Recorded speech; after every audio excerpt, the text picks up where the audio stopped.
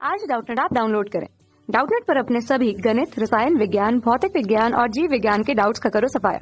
बस प्रश्न की फोटो खींचो, एक ही प्रश्न को क्रॉप करो और तुरंत वीडियो सोल्यूशन पाओ। अभी डाउनलोड करें। नमस्कार दोस्तों, दिया गया प्रश्न है एक प्रत्यावर्ती धारा जनित्र में 50 फेरे और 2.5 मीटर वर्ग क्षेत्रफल वाली एक कुंडली है जो स्थिर ध्रुवखंडों के बीच एक समान चुंबकीय क्षेत्र B इक्वल टू 0.30 टेस्ला में 60 रेडियन प्रति सेकंड की कोणीय चाल से घूम रही है। कुंडली समेत परिपथ का प्रतिरोध 500 ओम है। तो पहला प्रश्न है कि जनित्र से प्राप्त की गई अधिकतम धारा क्या है। दूसरा, कुंडली में से फ्लक्स कितना होगा जब धारा का मान 0 हो। और तीसरा, ठीक है, मतलब और आगे कहा है कि जब धारा अधिकतम हो तो फ्लक्स कितना होगा। और तीसरा है कि यदि कुंडली स्थिर हो, उसकी बजाय ध्रुवखंडों को इकट्ठे एक ही चाल से उपरोक्त के अनुसार घुमाया जाए तो जनित्र क्या काम करेगा। तो अगर बात करते हैं हम लोग सबसे पहले प्रश्न की, तो अधिकतम धारा अगर बात करना है तो देखिए, अधिकतम धारा किसी भी जनित्र की बात कर ले, ठीक है, तो उस स्थिति में आप यहाँ पर सबसे पहले क्या करना होगा, इस घूमते हुए जनित्र में प्रेरित विद्युत वाहक बल ज्ञात करना पड़ेगा। ठीक है, तो प्रेरित विद्युत वाहक बल, ठीक है, पहला भाग सॉल्व कर रहे हैं।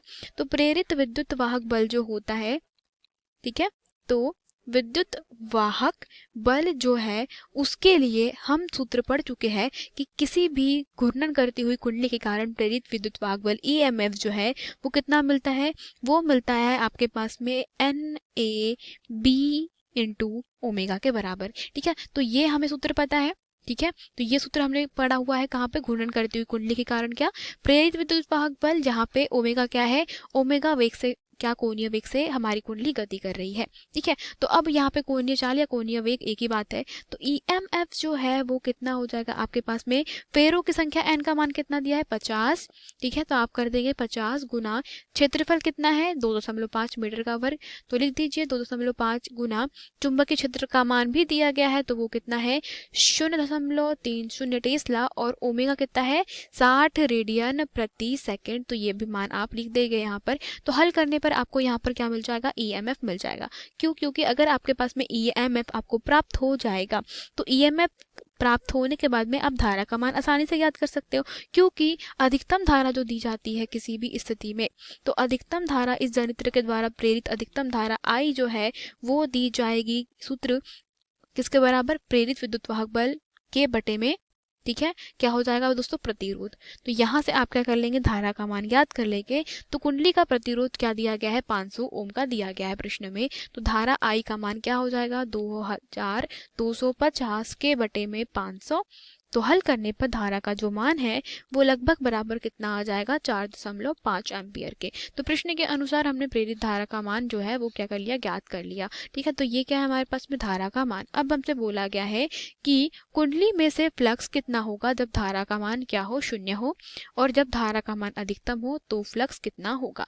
तो प्रश्न के अनुसार अगर बात करते हैं हम लोग कुंडली में से फ्लक्स के बारे में, ठीक है, तो हमारे पास में जो दूसरा प्रश्न है उसके हिसाब से जो कुंडली का फ्लक्स है, ठीक है, तो कुंडली से गुजरने वाला फ्लक्स, ठीक है, तो फ्लक्स वो भी किस स्थिति में, जब धारा I का मान कैसा हो जाए, 0 हो जाए।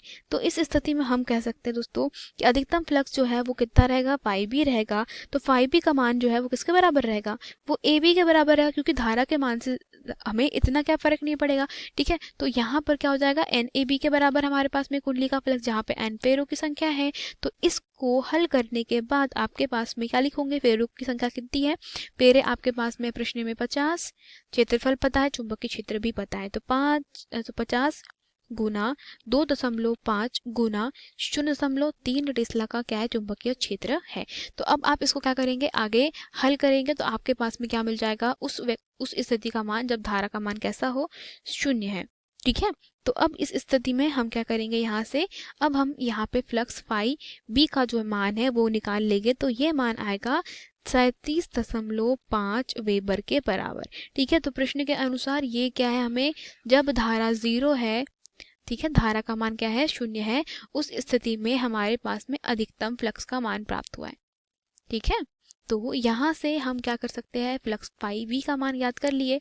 तो अब हमें क्या करना है, जब धारा का मान कैसा हो, अधिकतम हो, ठीक है। तो चूंकि अगर आपके पास में धारा देखी जाए, ठीक है, तो हम लेंज के नियम से जानते हैं कि अगर हमारे पास में कुंडली के बीच में क्या कर रही है दोस्तों, मतलब चुंबक के बीच में क्या कर रही है, कुंडली घूम रही है, ठीक है। ये चुंबक हमारे क्षेत्र चुंबक और इनके बीच में कोई कुंडली घूम रही है।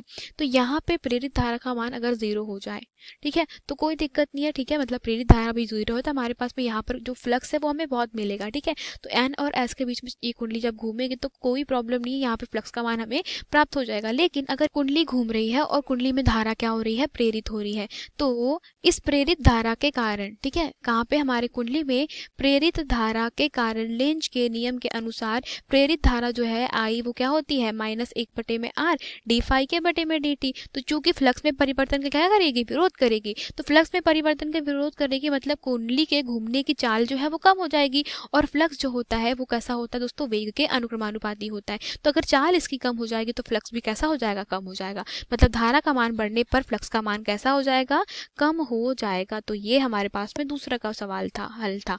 अब बात करते हैं कि कुंडली स्थिर कर दे और फिर ध्रुव खंडों को इकट्ठे एक ही चाल से घुमाया जाए तो जनित्र जो है वो क्या काम करेगा।